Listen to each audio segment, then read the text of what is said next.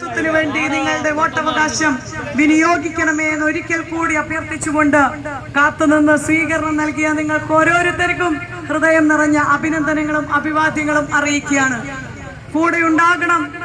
രാഹുൽ ഗാന്ധിയുടെ മതേതരത്വത്തിന് വേണ്ടിയിട്ടുള്ള പോരാട്ടത്തിനൊപ്പം നിങ്ങളുടെ വിലയേറിയ വോട്ടുകൾ അത് കൈപ്പത്തി അടയാളത്തിൽ രേഖപ്പെടുത്തണമേ എന്ന് ഒരിക്കൽ കൂടി അഭ്യർത്ഥിച്ചുകൊണ്ട് നിങ്ങൾ നൽകിയ ഊഷ്മളമായ സ്വീകരണത്തിന് ഹൃദയം നിറഞ്ഞ നന്ദി.